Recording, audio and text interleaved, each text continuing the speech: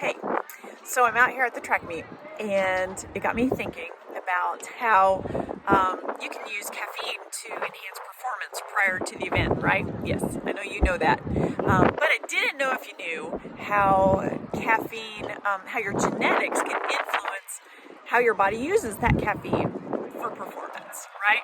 So your genetics, so your specific genotype in these certain genes will determine how quickly your body breaks down or metabolizes that caffeine, right?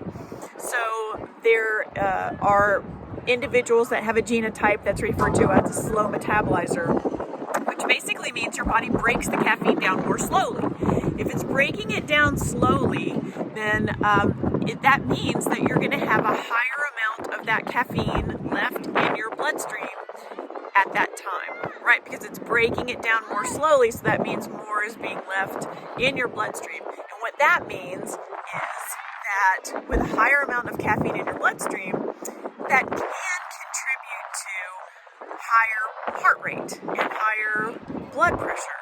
So if heart rate and blood pressure are too much elevated, then your performance will suffer, right? You're not going to be as efficient. You're not going to be able to transfer the oxygen through the bloodstream as well because of higher blood pressure. So this is going to be detrimental to your performance rather than enhancing it. So that is if your caffeine is too high for your ability to metabolize it.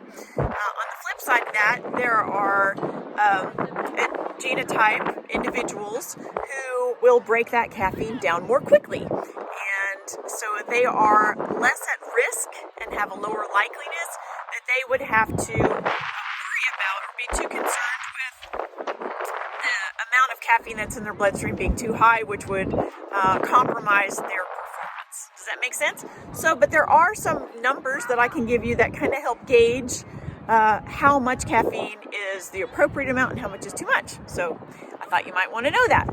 So if an individual is a slow metabolizer, then up to 150 milligrams prior to performance is going to be preferable. All right, that's typically meaning that it's not going to be too much for that body to metabolize. Should not interfere with performance, but yet still allow for some of the benefits of a little bit of caffeine in regards to enhancing performance.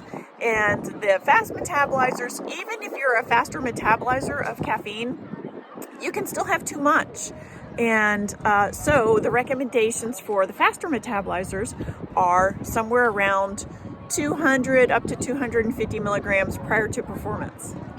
How do you like that? I think that's super cool to know, right? Because you want to get the most bang for your buck. You want to get the most out of it, but you don't want to set yourself up for, for failure or not getting as much out of, what you're capable of just because you had too much caffeine. So watch the caffeine.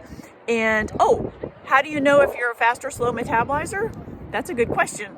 You can, of course, get your DNA swab done and we can run a report.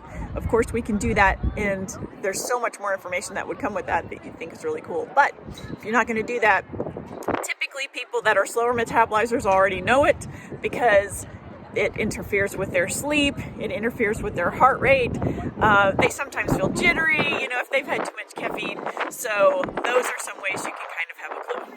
So anyway, hope you thought that was interesting. Y'all take care.